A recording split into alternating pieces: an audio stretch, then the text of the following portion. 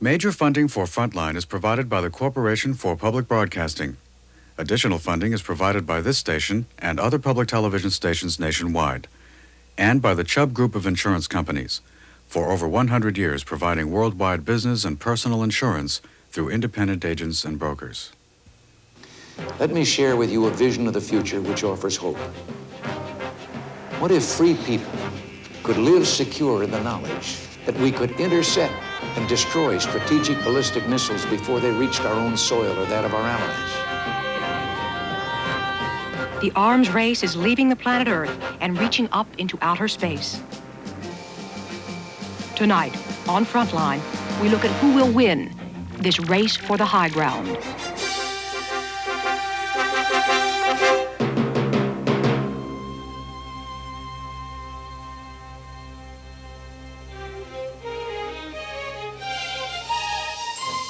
From the network of public television stations, a presentation of KCTS Seattle, WNET New York, WPBT Miami, WTVS Detroit, and WGBH Boston.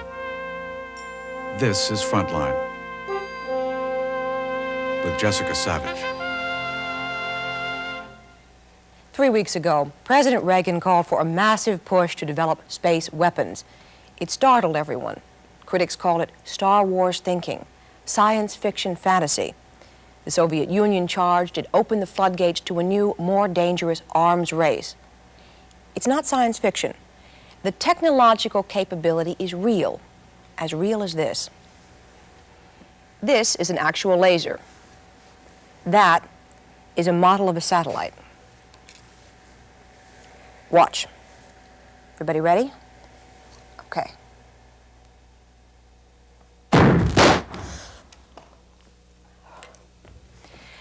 That's only a small laser. That's the kind routinely used in research and industry. It is sure not the one Luke Skywalker used to blast Darth Vader. This one here is about as primitive as a beginning was in, say, Kitty Hawk to the jumbo 747 jet. How large a leap is it from this laser to a battle station in space? And will carrying the arms race out there make us any safer down here?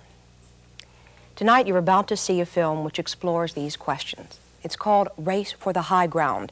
It's produced by the BBC and by Judith Vecchione for Frontline. It traces the evolution of technology and the arms race. In 25 years, we've gone from designing satellites to designing weapons to blast them out of the sky.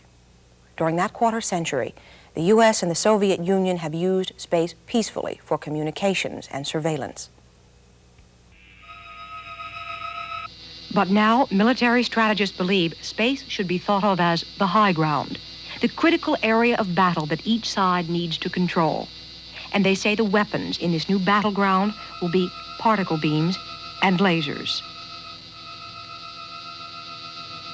There have been a number of people who have known for some years in this country that if you could get a laser into space and a particle beam into space and project it back toward the Earth, one of the byproducts that we discovered accidentally is that both produce a giant bang, a blast impact on a ground target. Now, the significance of that is that in 1 or 2 orbits, a few stations could probably destroy every ship at sea, every airplane in the world, manned or unmanned, and every missile, the ultimate defense. The previous President of the United States, I am advised, was shown satellite photography of the world's largest laser device and the world's first particle beam prototype weapon deployed at a weapons test center, Sari-Shagan. Sari-Shagan is near the Chinese border. Only the intelligence community knows what exists at this remote research station. But this is a drawing of what General Keegan believes is there. A huge accelerator capable of producing highly energized beams of positively charged particles, protons. General Keegan claims it's a prototype for beam weapons that could work inside or outside the atmosphere. What we learned, apparently, from this new deployment is that the power generation devices that have been developed for these are probably a generation ahead of where I thought they were in 1977. One power or another is going to seize that strategic high ground of space and then dominate what else is on the globe. Now, this can be the Soviets with a Pax Sovietica, or it can be a consortium of the Western world with a Pax Occidentalis. But it's going to be one or the other. It's not a who knew high ground from which one country is going to dominate the Earth. What I see it is a new battlefield for the nuclear arms race, a place that we can move with great expense but with no greater security, a place where the danger of nuclear war will not be reduced, as some say, but will be increased. So, there is a debate, and as one Air Force general recently put it, space is not a mission, it's a place. It's a theater of operation. But the militarization of space has not happened overnight. This year, the Pentagon space budget is $2 billion more than NASA's, the agency set up to exploit space peacefully. And the Soviet Union is spending billions too. So, space has become an extension of the U.S.-Soviet rivalry here on Earth. Where are we headed? It's helpful as well as fascinating to look back now into the history of the superpower arms race. The arms race and the space race have always run side by side.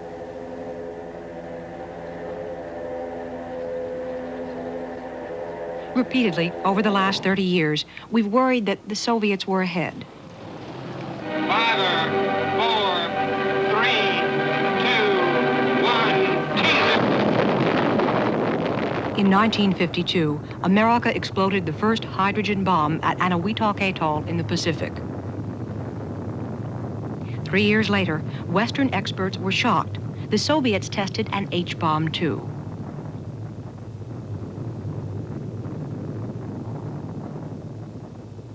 That same year, 1955, American scientists heard of a gigantic particle accelerator being built at Dubna, near Moscow. It was bigger than anything we had. A physics gap had opened. The Soviets were not just even, but well ahead in physics research. And at a military parade in Moscow that year, Western observers spotted a new long-range bomber, the Bison.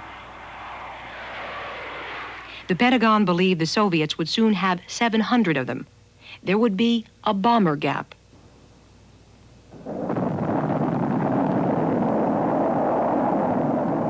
Then, on October 4th, 1957, the Soviet Union astounded the world by being the first nation to launch an artificial satellite into space, Sputnik.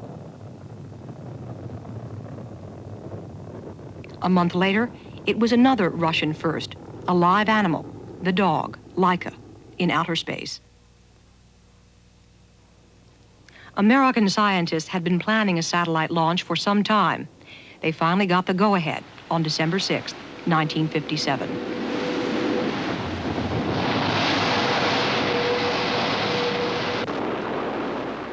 The failure, nicknamed Kaputnik, fed American fears of technological inferiority. On April 12, 1961, another humiliation for the American space program. Soviet cosmonaut Yuri Gagarin became the first man in space.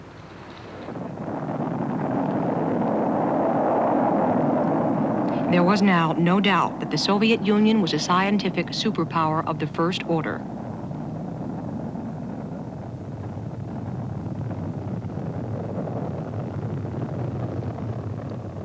American attention also focused on something else, the rockets that launched the Russian satellites. If a rocket could lift Sputnik into orbit, it could easily carry a nuclear bomb from the Soviet Union to the United States. President Kennedy declared a missile gap.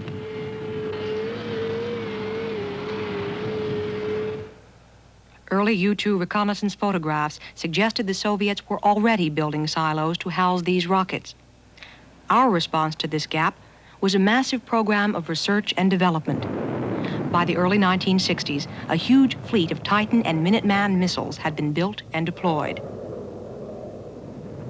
Those were the American perceptions that pushed us into the space race. But what were the facts? How real was this threat of Soviet superiority? Let's look at that history again. The nuclear accelerator at Dubna did not allow the Russians to get ahead in physics. In fact, it took until the 1960s to shake the bugs out of it. As for the Bison bomber, the Russians had flown their Bisons around Red Square in circles to create the illusion of greater numbers. The Bison was incapable of flying the long distances it was designed for, so the Russians actually built very few of them. Nothing typifies the American overreaction more than the case of the Soviet nuclear airplane. In 1958, the journal Aviation Week began publishing articles about it. They printed diagrams of how the nuclear power plant worked and how the plane was likely to be deployed. The Air Force, which had been toying with the idea for several years, was stung into action. Congress appropriated funds, and a number of different designs for the American version emerged.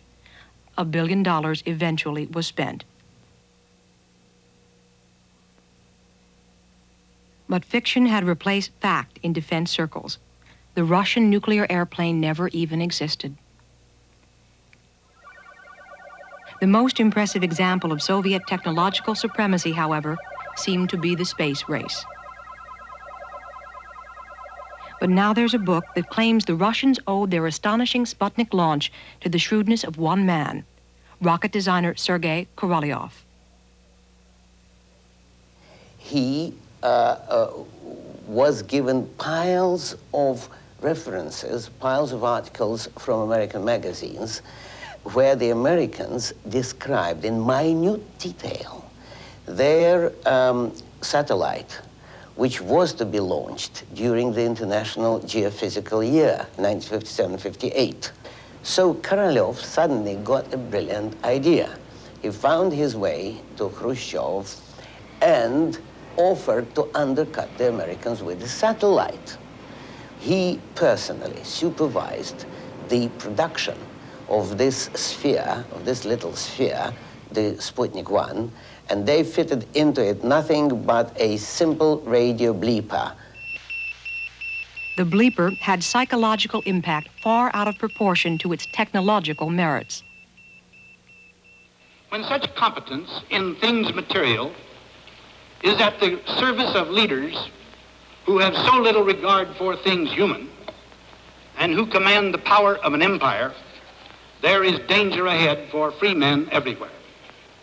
That, my friends, is the reason why the American people have been so aroused about the Earth's satellites. It's not widely known. I suspect that when Sputnik was launched, both to impress Washington, D.C., and also to overawe many of Khrushchev's own political opponents within the Kremlin. This was the height of the Cold War, and Khrushchev knew he could exploit the space program for political ends. As the years went by, he kept demanding more and more of these very impressive spectaculars. To coincide with his 1960 visit to New York, he planned another first, a space shot to Mars.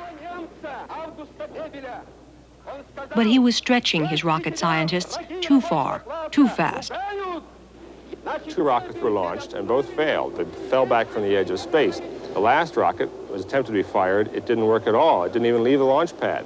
Rather than doing the safe procedure of waiting, draining the fuel, and inspecting the rocket later, instead, apparently, according to several different reports, including Khrushchev's own memoirs later, the men were ordered out to the launch pad to inspect the vehicle while it was still fueled. The missile detonated or caught fire or fell over, exploded, killing several dozen people. Khrushchev continued to push the Russian space program for political gains.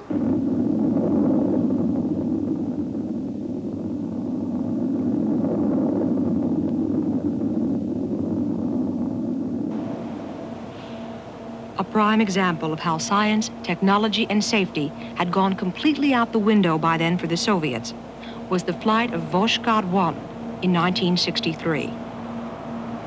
It was done because the Americans announced the Gemini program.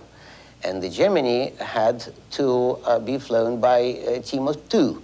So Khrushchev called Korolev and said, send 3. And Korolev tried to explain to him that that would be absolutely impossible. Despite Korolev's protests, 3 it was.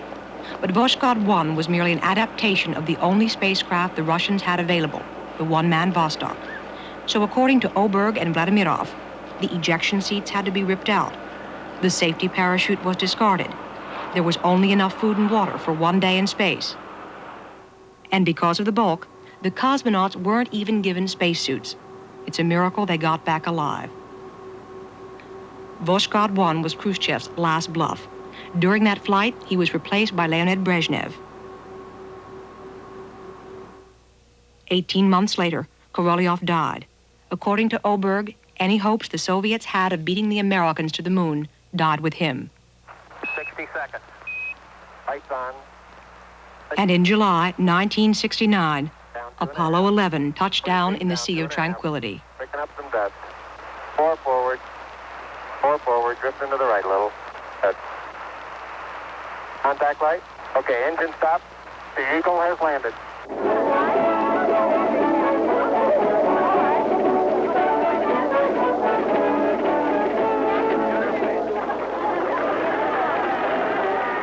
America had won the race to the moon, and our pride was restored as American technology proved itself superior.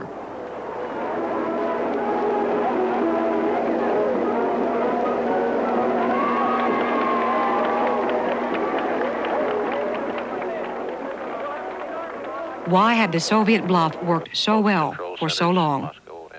One reason was the Americans did not come face-to-face with the Soviet space technology for years.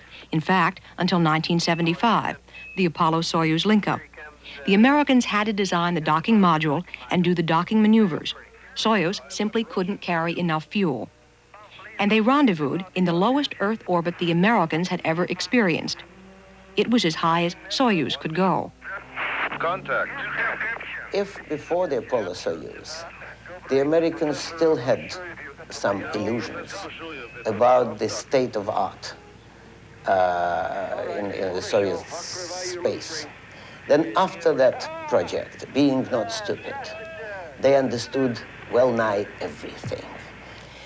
They came crazy back and said, look, they have a drum, a revolving drum inside, a sort of a prehistoric program appliance, where all the flight program is somehow recorded on that drum, and the drum is revolving slowly.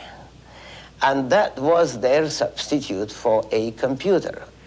All right, auto show, Hawk Value, Loop 3. In many areas, their technology is still more crude than ours. But it is important to remember that the Soviet space program can do what it needs to. They continue to put their Soyuz Salyut stations into orbit. They had 45 men in space in the 6-year hiatus between our last moonshot, and the shuttle. And they weren't up there trying to set records in the Guinness Book. They were up there for serious reasons. What were the Soviets doing in those 6 years? Some defense analysts think they were, and still are, preparing to test laser and beam weapon technologies.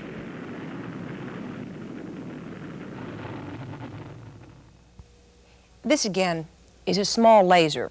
Laser and particle beam accelerators are basic tools of physics research.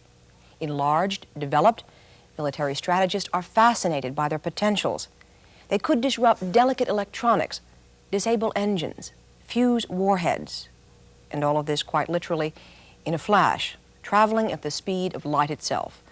Now, in theory, a missile would move only a few feet before a laser or particle beam arrived from thousands of miles away to destroy it. And this brings us to the debate over President Reagan's call to develop space weapons. Can these weapons be developed? How long would it take? Would they work? $2.5 billion have already been spent on directed energy research in this country. Among the first takers, the Navy. It wants beam weapons to defend its aircraft carriers.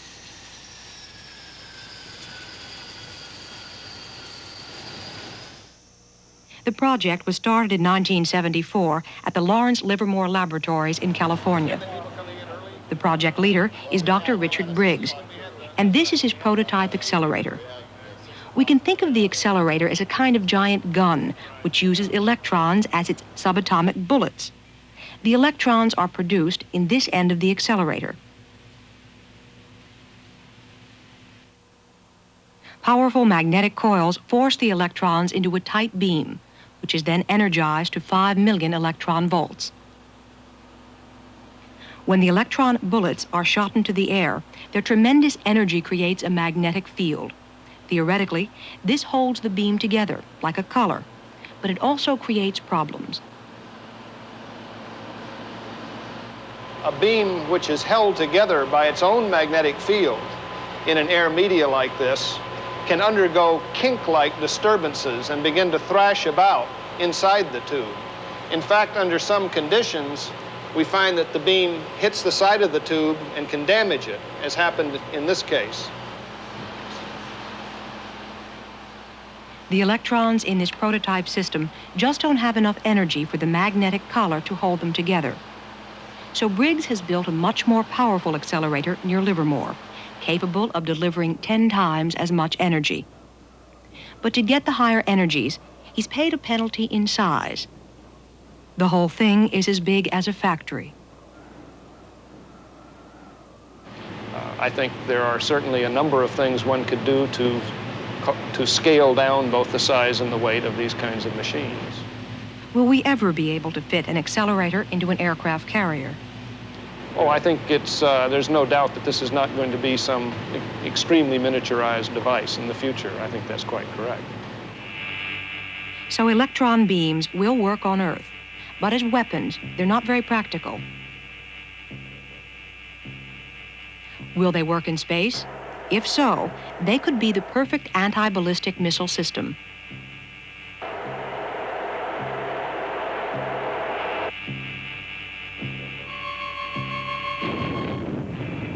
The scientists working in this field say no.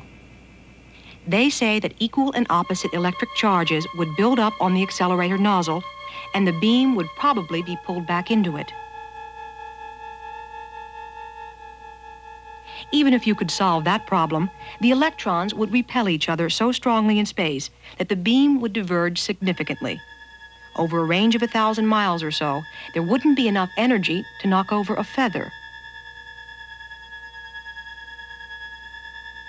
And no charged beam could possibly be targeted on a missile because the beam would bend wildly as soon as it came into contact with the Earth's magnetic field. The only type of beam that could avoid those problems would be a beam with no charge at all, a beam made of neutral particles. But the problem is that a neutral particle is invisible to the electromagnetic fields that transfer energy. An accelerator gun can't shoot a particle bullet unless the particle has a charge on it. Here at Los Alamos Laboratory, they've designed a neutral beam. To get this gun to shoot, the scientists attach charged electrons to the neutral hydrogen bullets, accelerate them, and then strip the electrons back off again as they fire them. This is how they intend to accelerate the beam. After the negative hydrogen ion beam comes from the ion source and is confined and focused and prepared, it enters the first new piece of accelerator apparatus that we have in this test facility. That is a device called the radio frequency quadrupole. There are 4 poles located as such, forming a channel down which the particle beam can move. These 4 poles are charged, producing an electric field which holds the particle beam very tightly to the axis. Also on these 4 poles are ripples which are machined in the surface, which serve to also produce a wave which accelerates the particles, making them go faster. The ion source is very compact and efficient, but the basic design is not American. The one that we're using right now for our test accelerator in this program is in fact an adaptation of a design that was developed at the Novosibirsk laboratory, which we copied from the literature, the open scientific literature, which we've read. That laboratory is at Akademgorodok in the Soviet Union. There they build accelerators to do anything from waterproofing cables to treating grain. Could they also be building, in secret, an accelerator that could be used as a weapon? As far as I know, from my understanding of my friends in the Soviet Union, they do their accelerator work in more or less open laboratories. Sometimes they're open, sometimes they're closed, but there's no secret, very large facility which is devoted to this sort of work in my knowledge. Dr. Knapp isn't even sure neutral beam weapons can be built. It may very well be that this particular kind of technology doesn't provide a weapons system. It may very well be that it could be used as a weapons system. I think it's very, very important that we understand if it can or if it can't, or what the limitations would be in the technology if this were to be used that way. It's too much, a lot of difficulties to solve such a problem as far as I understand. Dr. Sidorov is not sure that Russian technology can solve the problems of designing a beam weapon either. From physical point of view, possible, but from technical, not for our days, I think.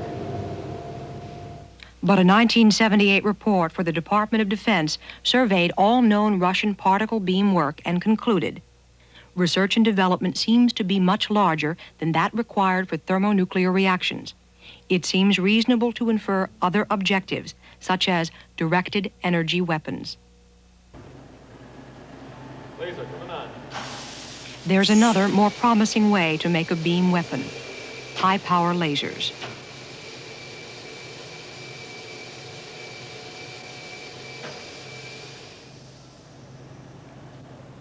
This is a carbon dioxide laser.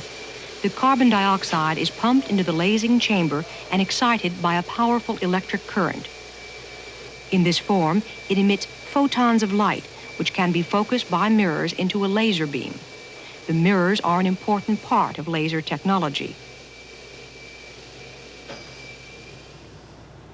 This is a block of titanium, weight for weight, one of the toughest metals in existence.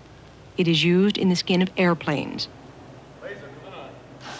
The laser beam will be fired at it for just 4 seconds.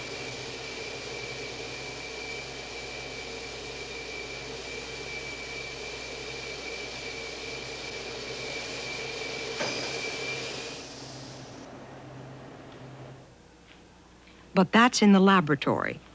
Since 1974, scientists at the Air Force Weapons Lab in New Mexico have been trying to shoot down moving targets with lasers. Although the laser aiming device is compact enough, the laser itself is enormous.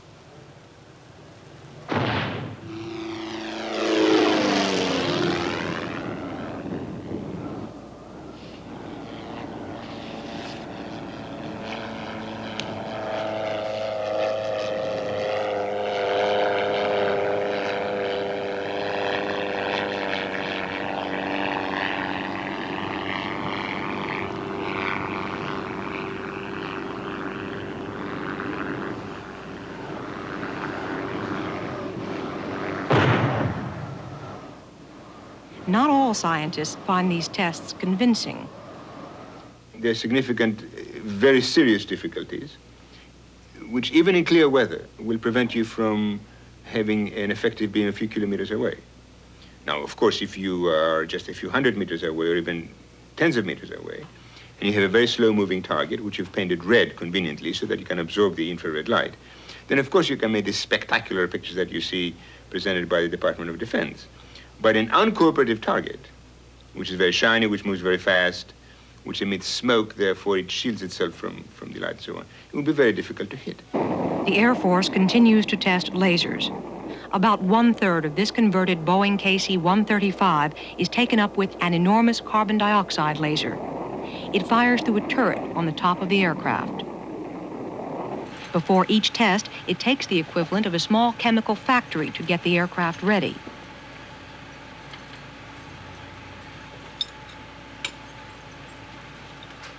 The system is impractical for anything but testing purposes. All the sensitive optics and tracking equipment must be kept dust-free during servicing. The plane has to be isolated in an environmental chamber. All equipment has to be taken in through an airlock.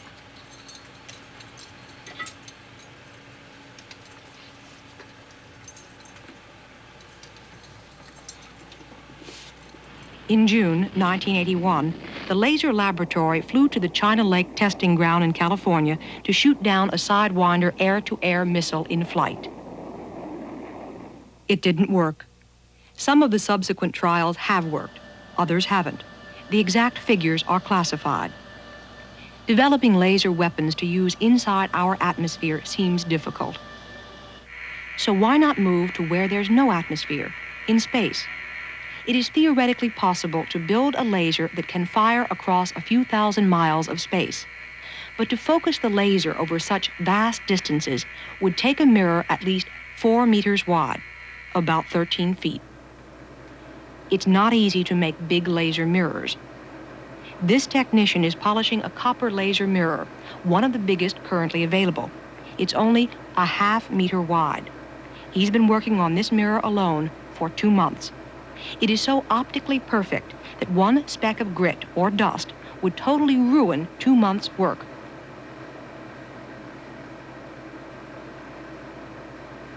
Could a larger mirror be built?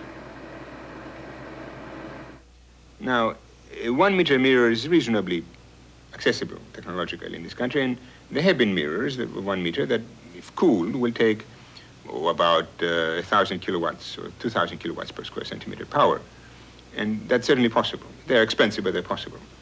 A 2 meter optical mirror, one that will transmit light but will not take these enormous amounts of energy on it, will cost, it's debatable whether you can build it. It takes a very long time to build it. It will probably cost over $200 million.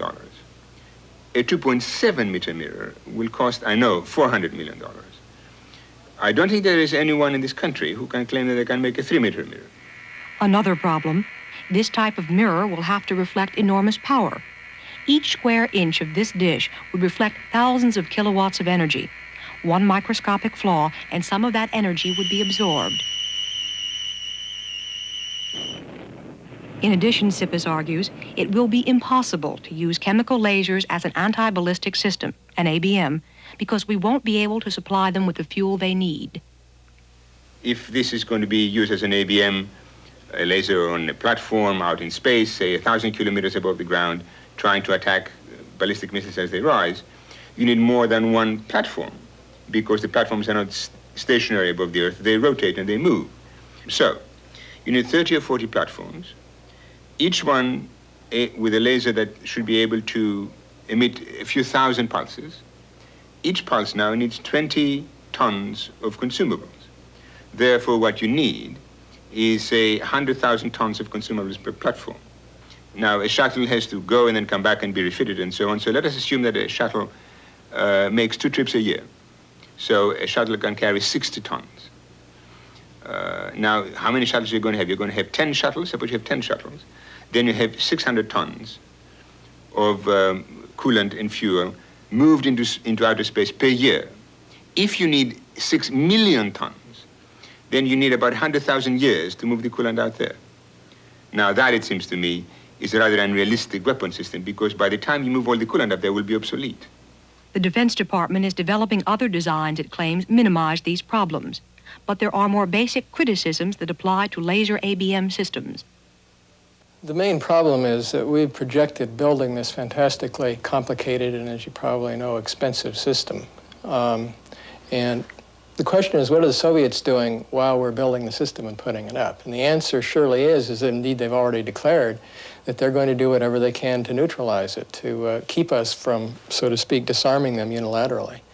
And there are a whole range of countermeasures available to them, which the Pentagon's already aware of. One thing we talked about is simply to spin the missile as it's going up so that you distribute the energy from the laser around the missile, and it's harder to burn a hole in one section of it.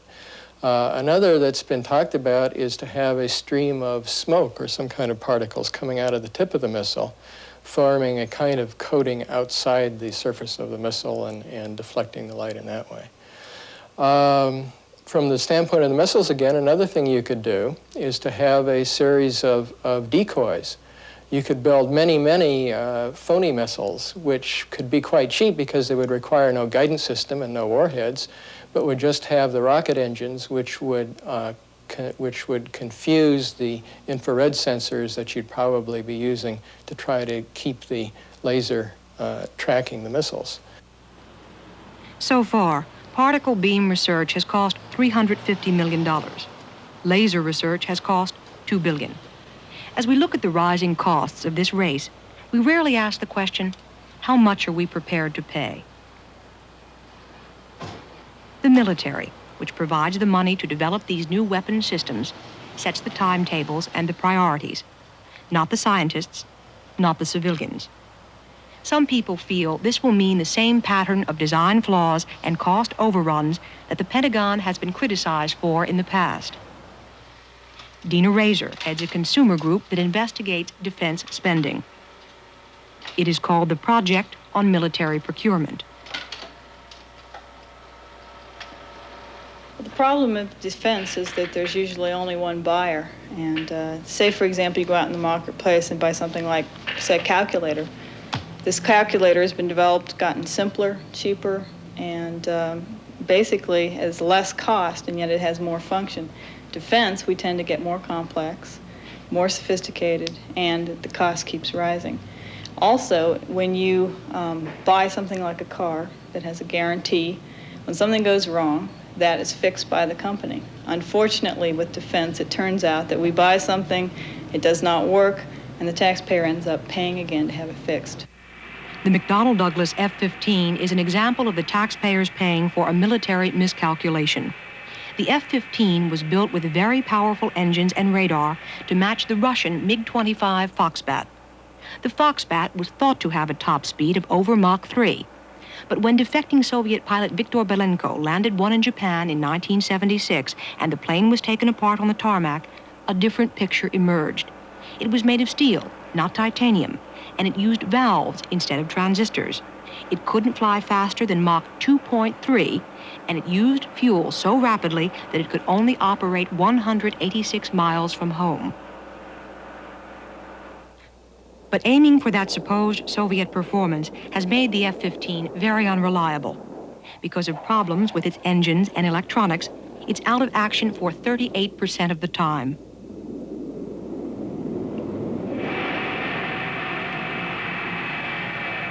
Another example. This is our most expensive air-to-air missile, the Phoenix. Each one costs $2.5 million. The Phoenix has proven its performance time and again against a variety of targets in a variety of tactical situations, scoring an unprecedented 85% success rate. According to one Pentagon official, those figures are meaningless because the Phoenix has rarely been tested at all. It's too expensive.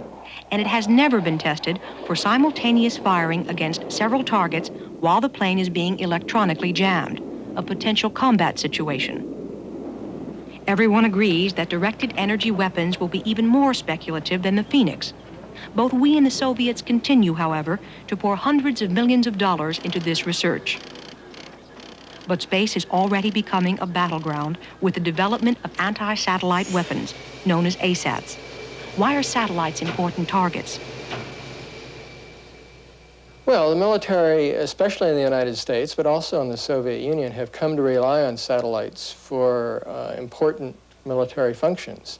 About 2/3 of long-distance military communications in the United States to its troops abroad are by satellite.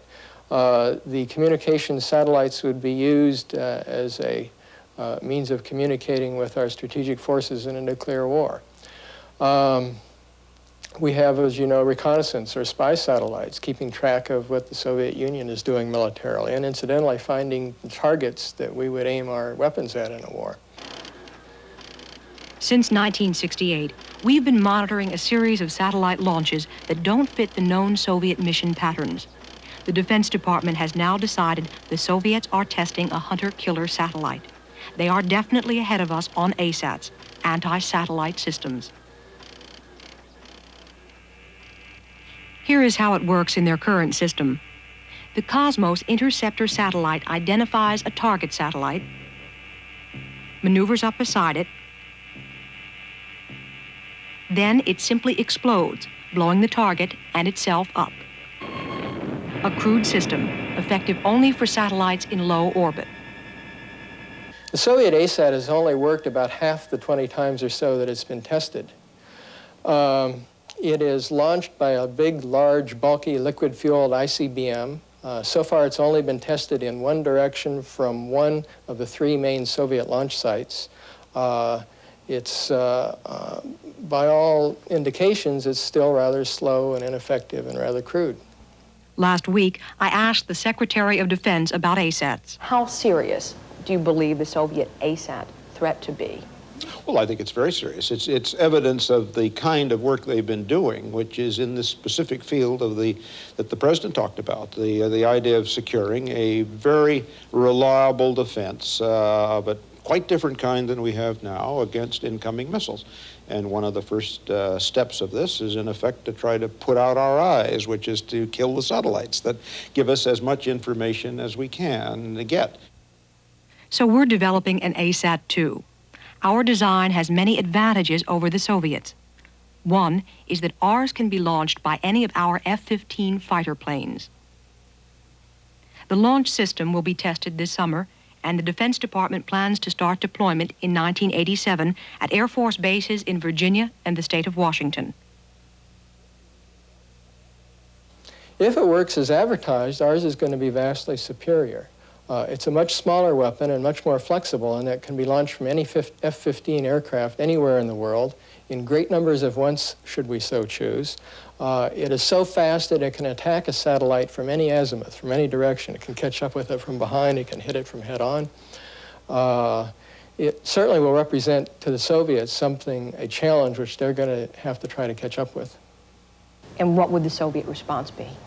Well, I have no idea what their response would be. They have the capability now. They would probably, without any regard to whether or not we did anything, not as a matter of response, but simply following their historical pattern, they would be, as indeed they are now, trying to improve what they have. Not because we did it, but simply because that's the nature of the beast, simply because they do keep on improving things all the time.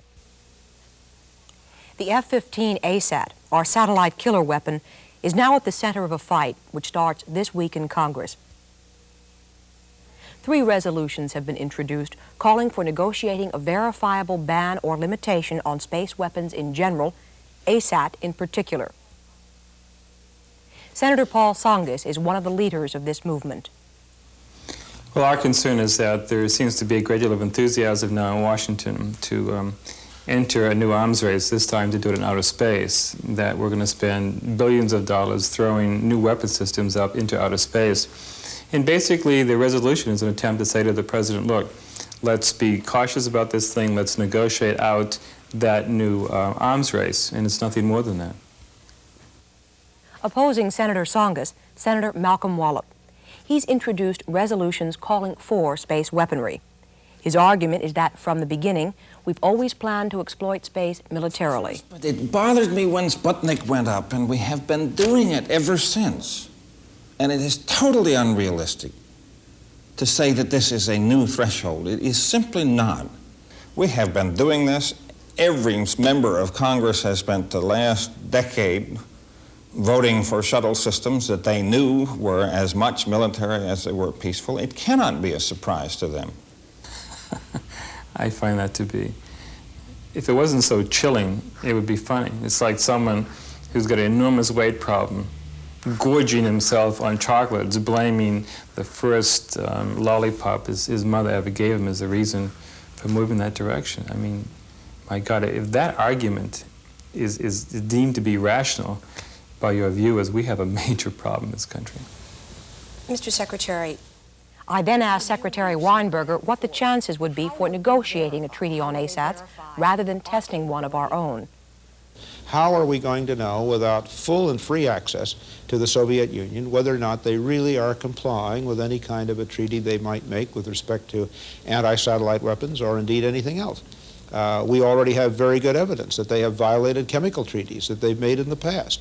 And we have a number of other problems with treaties they've signed in the past.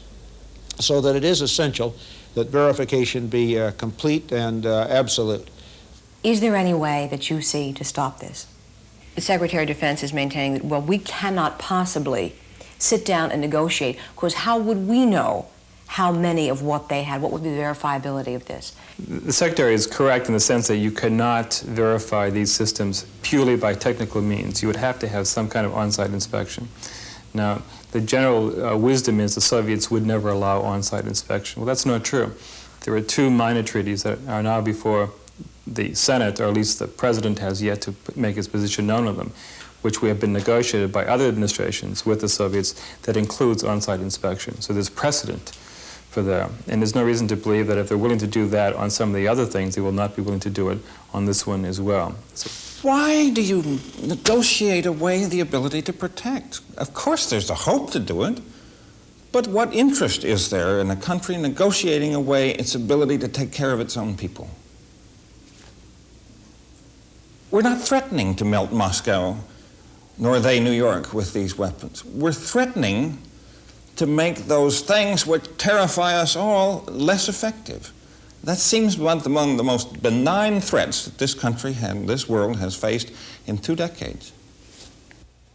But the argument again is that once we deploy our more sophisticated ASAT system launched from an F-15, we'll be ahead of the Soviet ASAT system launched from a missile. That would then frighten the Soviets, causing them to respond in turn. Escalation.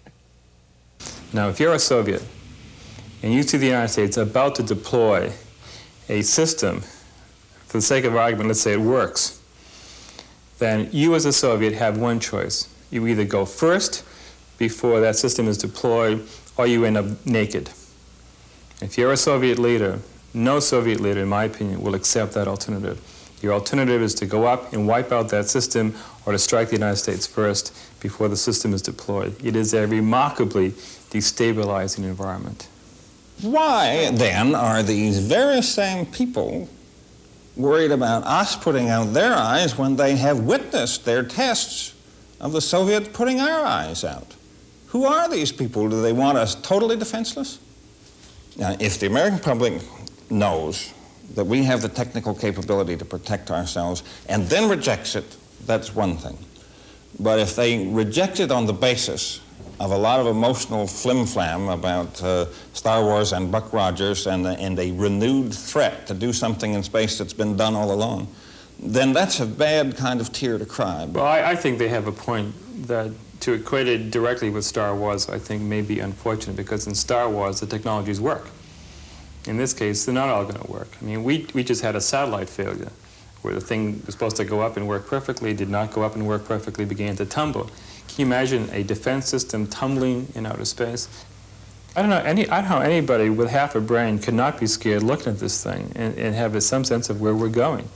I mean, unless you can have a sort of a massive national program of lobotomies, eventually people are going to react to it, and they're going to demand that we get off this track. Well, keep in mind what we're doing. For the first time, we're talking about weapons that do not increase the kill power, not increase the threat to mankind and the world. We're talking about weapons that decrease that threat, that don't kill people, that save people's lives. That has to be worth almost anything, surely. The General Accounting Office has projected that our ASAT project will cost tens of billions of dollars. For critics, it's the costs which are the bottom line. They predict the kind of money required for these systems won't be appropriated. It is that spending spiral, perhaps, which could destroy both societies, ours as well as the Soviets. There is the possibility that if the Soviets have to try and match a greatly increased American defense effort, including further advances in military technology, that this could be a considerable strain on the Soviet economy. Western policymakers may see this as a way of exerting pressure on the Soviet economy, exerting pressure on Soviet society as a whole. At least one Western policymaker is suggesting just that. In the first major address of his presidency, Ronald Reagan focused on the Soviet threat. And last month, In a classified document, he ordered his administration to use economic pressures as well as political and propaganda strategies against the Soviet Union. By squeezing their economy, he hopes to force them to make tougher choices between military and civilian spending. In this country, in the United States, if you try to tell the population, well, you're going to starve because we're going to build more missiles, the population will, of course, rebel. But they cannot do that in the Soviet Union. As a matter of fact, because they are not told what the Americans are doing, they are very much afraid of the Americans. So the population will say, well, what can we do? We're constantly being threatened by the Americans, therefore we have to give all our money to the military. It's wonderful for the military on both sides. It's terrible for the people on both sides. And that's what the bottom line is. At the Lebedev Institute in Moscow, Dr. Nicholas Basov thinks the controversy is overblown. Dr. Basov won a Nobel Prize in 1964 for his work on lasers. Ведь, понимаете, так сказать, в конце концов, все можно превратить в оружие. И когда мы говорим о телефоне, так сказать, вот мирное или, так сказать, военное применение, лазерное оружие может быть создано. Это не так просто, но это можно сделать. Лазерное оружие стоит колоссальных денег, потому что это нужно для этого, так сказать, страшно, насколько я себе представляю, мощные лазеры.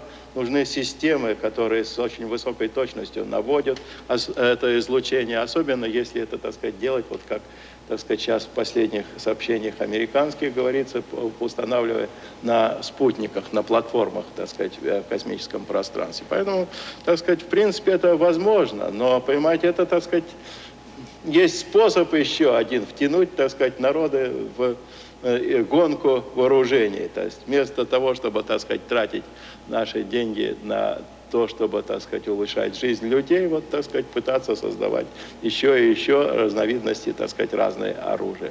Мне кажется, так сказать, вот как обстоит вопрос. Я думаю, что, так сказать, лазерное оружие, такое настоящее, оно будет создано еще не очень быстро. Оно потребует огромного, так сказать, объема работ. Вот как я бы, так сказать, пожалуй, ответил на этот вопрос. The Pentagon claims the Soviets are developing laser and beam weapons, and we must meet the threat. The Russians are a wonderful threat to have because, you know, they are very secretive, they're foolishly paranoid about it, they are inferior, and that's why they're trying to keep themselves from being found out. And that's a wonderful way to have a bogeyman for the American public to be frightened by. So what you see is, with the gaps and everything else, is a rather trivial application of basic psychology. If you cannot find what I'm threatening you about, whether it's true or not, I use it. So I threaten you, so you do what I want. It's a lovely kind of technique. It's worked so far. Why do you expect they would stop doing it?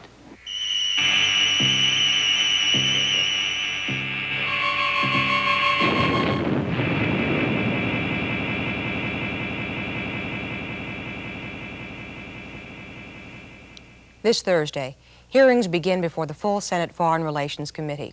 The topic, space weapons and the congressional resolutions to ban them.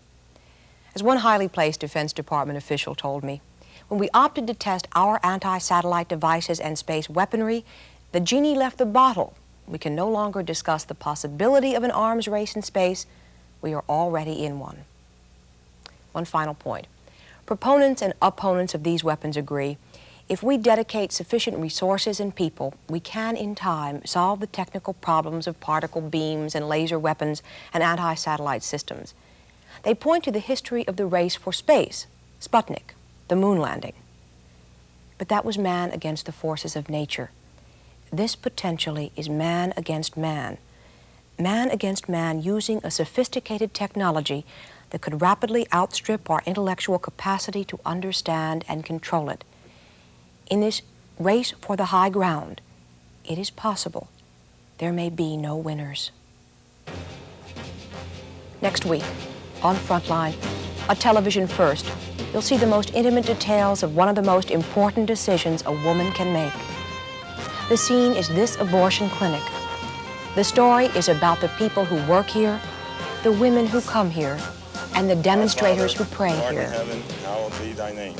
Thy kingdom. You will feel the anguish of two women who decide to have an abortion and two who choose to keep their babies. You may never again feel the same about abortion. So be upset because of that, okay?